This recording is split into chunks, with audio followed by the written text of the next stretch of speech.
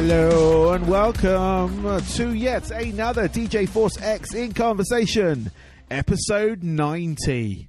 Yep, nice round number, that one. We're getting close to that centenary. Only 10 more to go. But yeah, this was an interview with Danko Jones. Again, I caught up with them at the Brixton show with Skindred. As per my last two interviews I released. Yeah, I got a brief little time with Danko. We covered over a little bit. I fluffed over a little bit as well. So my interview technique was not quite down for this one. But I'm going to play it nonetheless, unedited, just to sort of, so it's out there and I can learn from it and you guys can listen to it and take the piss out of it and things like that.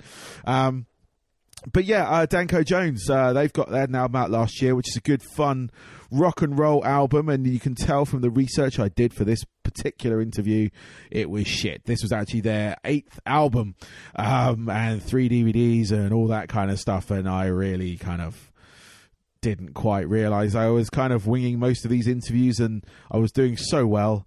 And I just totally got sidetracked or sideswiped or whatever you want to call it with the fact that this guy has been making albums for ages and I've only just caught on. But they were made aware to me on their last album, which I really enjoyed, and I think that's what counts. No, it's all good. But yeah, they put on a good little live set as well. And like he said, they're coming back in the autumn this year as well. So do check them out if you get the chance. Please check them out. Yeah, I'm hopefully going to get him on. We chat briefly about some of his future projects on here. So I'd like to get him back on the show at some point in the future to chat about those. But we'll see how that goes. Obviously, I have to do my research a little bit better than I did for this one. But apart from that, past couple of weeks have been good. Yeah, just sort of building up my music side of things, DJing out, things like that. DJing at Schism. If you don't know what that is, look up Schism Rock Club on Facebook. We've got a couple of nights going. There's one in Guildford I do kind of alternate months on. And then there's one in Woking, which is currently in hiatus, but hopefully we're waiting to get back in there. But that's a monthly jaunt, that one. And if anywhere else needs a rock DJ, really, I'm available. Reasonably priced as well. But I do have a day job, so it's kind of like dependent on that as well, as long as it's not like a short notice kind of offer. But yeah, just putting that out there. I'm also looking to, if any bands are listening, if they want a DJ on any of their tracks as well, I'm looking to kind of get back into that, just on a sort of like guest basis, just doing that, not even a guest, just sort of doing the sounds in the background and things like that. So if there are any bands listening that are interested in that kind of stuff, let me know. Just hit me up on the social networks, Twitter, Facebook, email me at info@djforcex.com. Any of those places are good. But yeah, I will give you this interview now. This is Danko Jones of Danko Jones. Enjoy.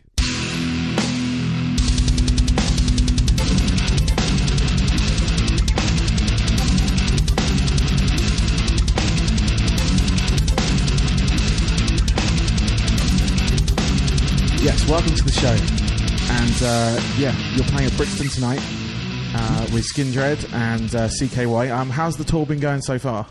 It's been great. The shows have been going off pretty well, and full house by the time we hit the stage, which is rare. Usually, when you're the first of 3, you just get the early people coming in. But by the time we hit the stage, it's pretty much a full house. So that's really cool. And then, of course, Skindred have been treating us great. And, yeah. The CKY guys are so cool. So everything's been really easy and fun. Yeah, it's really good. I mean, I've just been sort of watching as videos of coming in for this tour and stuff and your sets and things like that. It's been looking really good. And I enjoyed your album you released last year. Oh, cool. Got it from your UK press person Judith, and yeah, I've been wanting to get you guys on the show for a while actually, but it came around for this and I was like, let's do it here. Okay. So and yeah, so what have you got? You got anything planned for tonight in particular? Anything special for the London show? We're just gonna play our show. Yeah, and if the London people it's going to be a show much planned, just like all the other shows. Yep. I mean, I think when you go in going, oh yeah, it's the big city, and it's we gotta do it. You always fall flat on your face.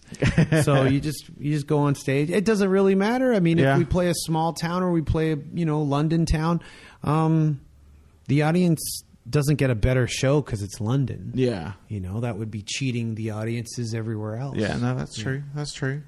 So your album, like I say, it's a really good album, real good, like party, sort of solid rock and roll kind of like vibe to it. Thanks. Is that the sort of the general sort of like, was that the general consensus behind it? Because I know you got a couple of albums out.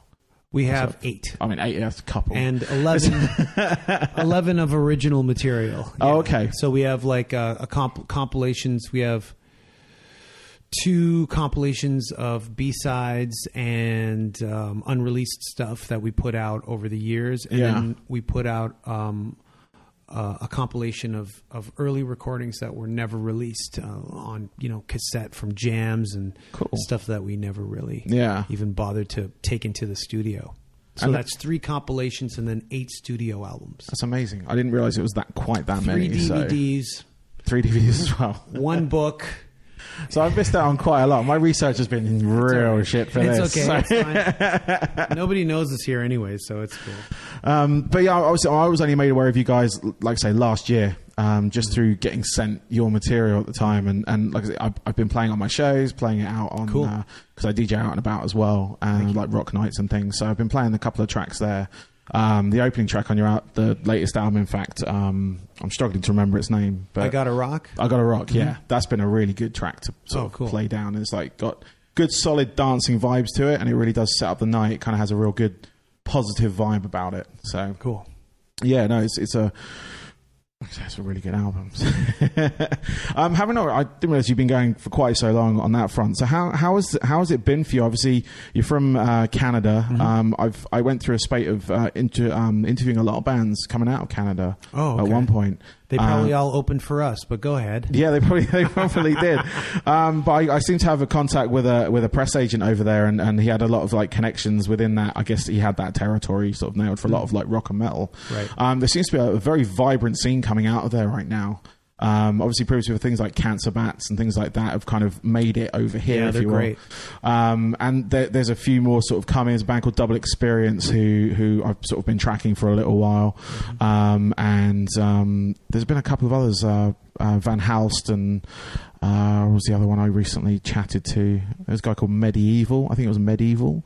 They're sort of like a bit more of a sort of like power metal type band. I have to be honest, I haven't heard any of those names or those bands except for the Cancer Bats. Yeah. And they're great guys and they're a great band. Yeah. Yeah. No, so there is a good sort of rock like pedigree coming out of there right now, and it must be quite exciting. Obviously, I know you say you weren't there, but being from there and being part of that, being some of the bands that have actually sort of made it out of the country into other countries, how does that feel to actually get to that level of?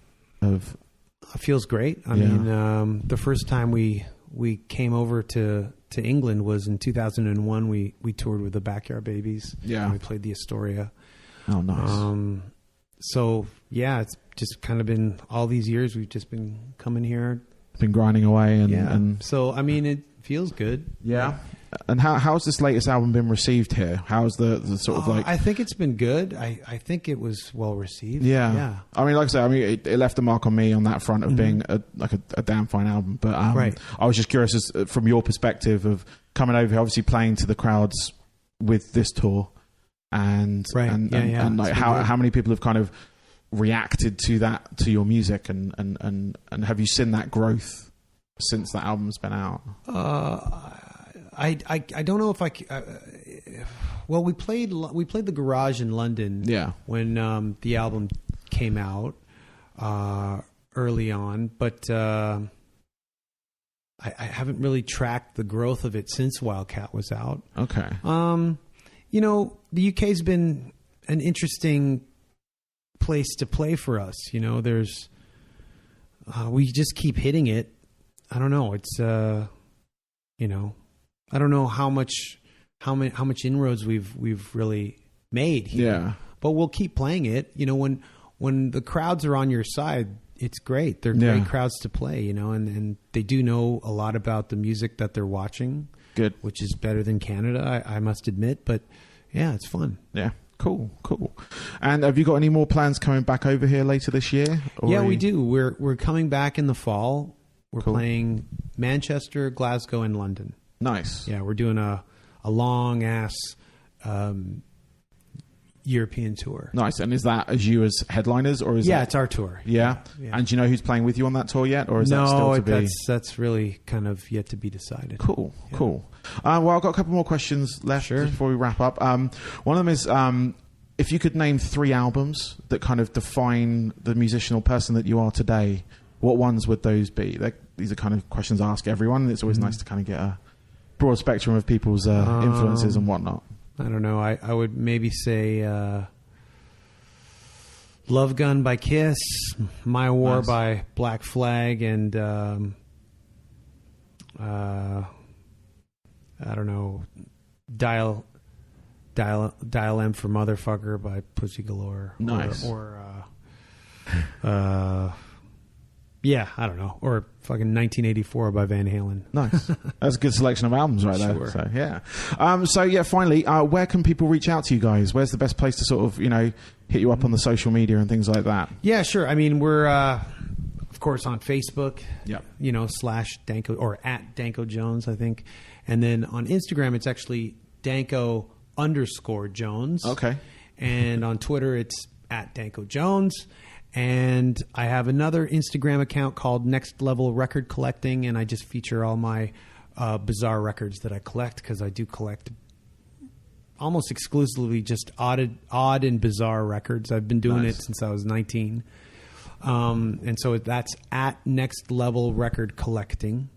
I have a podcast that I've been doing since 2011. Cool. And it's got everyone from Henry Rollins to Lee Dorian to Duff McKagan, and the latest podcast is with a band called Knives, or they're called The Band Knives. Yeah. And that stars Ricky Tilo and Tim Stewart from Lady Gaga's band, and Jay Medeiros from Alta. They form this kind of real high energy, heavy rock band. Yeah. And they're great. So that just got uploaded yesterday. All right, cool. And so that's my podcast. I also have another podcast that I started last year called the Regal Beagle Podcast, and it's a podcast about the 70s, 80s sitcom Three's Company. This week, I uploaded an episode with me and Scott Reeder from Caius talking about a Three's Company episode. Yeah. And if I could say, it's nothing to do about the socials, but next month, in June, I'm coming out with my first book called I've Got Something to Say, and it's out on Feral House Books. Okay. And if anybody's not familiar with Feral House put out the Lords of Chaos book, the hardcore book by Harley Flanagan from the Cro-Mags. They put out Choosing Death. They put out The Source. They've put out some amazing books that, I have on my own bookshelf. Yeah. And so it's great to be a part of that imprint. And that's coming out in June. It's called I've Got Something to Say. Duff McKagan wrote the foreword to it. Erie Vaughn, Damien Abraham, Away from Voivod, Valiant himself, Juan Montoya, they all contributed illustrations, as did Gary Dumm from American Splendor, Mary Fleener from Slutburger, and Gary Texali, Cam Hayden, and Richard Comley, and Brian Walsby did the artwork. Nice. That's awesome. You've got a lot going on. Apparently I do, yeah. Cool. Well, I'd like to get sort of back on and maybe chat about the book at some point as well. Sure, I'd love to. Also, here we're in a bit more of a short format, but I do have a podcast of my own as well, which this kind of goes out on. But I speak to various musicians, actors, all that kind of stuff. Cool. So, yeah. But yeah, no, I'd like to get you back on and chat about that book and things like that, because it sounds pretty cool. Yeah. So yeah, thank you for your time. Thank you. I know it's limited here in London, but have a great show tonight. We're going to be watching. Cool. From somewhere in the venue. We're going to be there. But yeah, no, enjoy the show tonight. Enjoy London. And I hope I'm going to come see you again probably in November when you come back, or later in the fall this year. All right. And because, like I said, I really enjoyed your album. I'm looking forward to the set tonight. Cool. So. Thank you. Cool. Thank you, man. Right on.